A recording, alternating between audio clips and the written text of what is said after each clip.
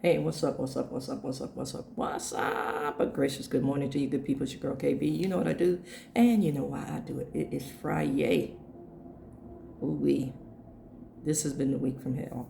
I need to say that. This has been a really bad week as far as, I want to say, folks with mental health issues. You know, I've shared that I work as a counselor, and I don't know, man. I'm looking like, are the planets in alignment, or what's really going on? Are people just angst-ridden because of this current administration and this policy? I don't know what's going on, but like I said, it's been a really bad week for folks with mental health issues and just their interactions with the general populace in my work environment. Again, it's Friday. It's August 14th, and it's 2:50 in the a.m. I want to share something that I heard yesterday. Excuse me, let me get in frame here. That I heard yesterday. I'm still ruminating on today. And needless to say, it blew my wig back. Speaking of wig, pardon my hair, it's still wet. Got some new product in it, and yeah, it's looking very interesting. Anywho, getting back to the point. I digress. Getting back to the point. This is what I heard. Let me preface this with a statement about something else that's really prevalent on social media, more specific TikTok right now. There's a sister on TikTok that caught a lot of heat. I mean, flame, torch, lava type heat for saying there's no need for church or a pastor or things of this nature. Now, I shared that I was raised in church. My mother saw to it that I was always in someone's church. I am licensed through a church that I once attended, and I am ordained. Does that make me better than? And I'm going to say it like this so you'll understand where I come from. Does that make me better than? Hell no. Okay? So now you got the gist of me.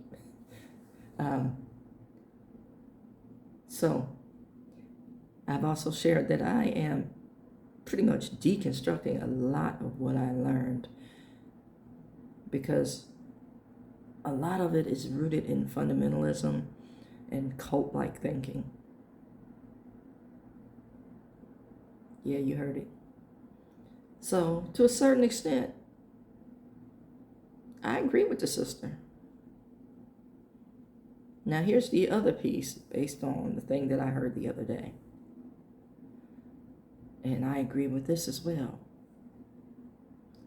Now my sister is a little bit more, I want to say, sound and static in her fundamentalism. She understands fundamentalism, but she still adheres to a lot of it. I'm not saying all of it. But my sister also does a lot of critical thinking about what is being said.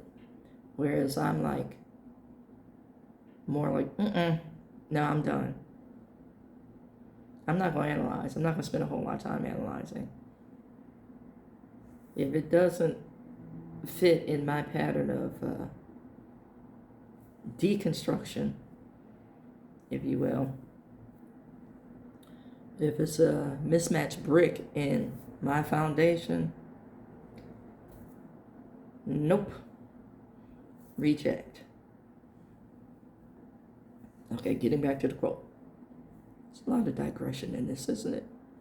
But getting back to the quote. I heard a man say, a lot of the African American experience, or a lot of the African American moral compass is rooted in and guided by white supremacy. Yeah. It took me a minute. Clutching the pearls and getting the vapors. My dear, I do declare I have the vapors. But he is so right. Now, over the years, we have identified a personal theology. But, now, let's get in the Wayback Machine. Religion was used by the colonizers as a means of control.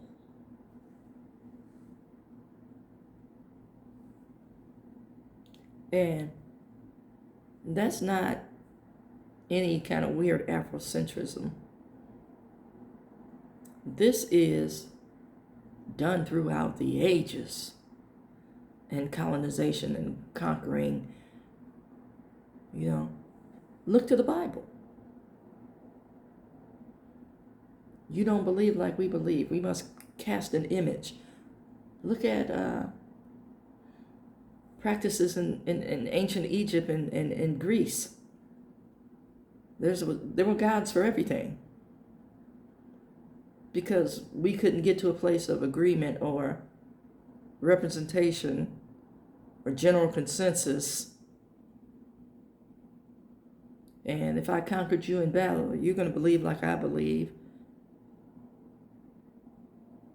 Or I'm going to take you into servitude, forced servitude, and whatever my household has, you're going to recognize. And I never really took things that far in my mind. It's like, this is what I grew up with.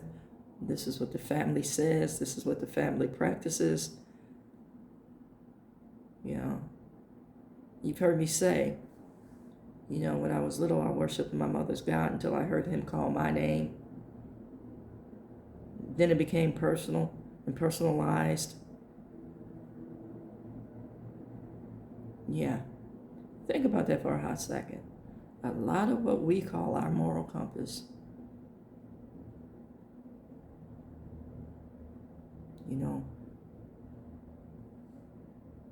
our conduct, our words, our actions, as far as grace, as far as what we see as Christ-like, was initially given to us as a means of control.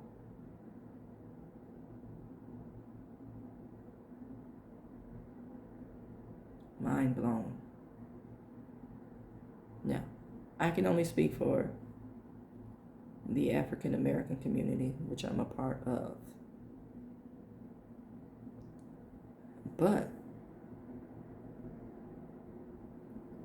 don't just apply this to, the African American school of thought.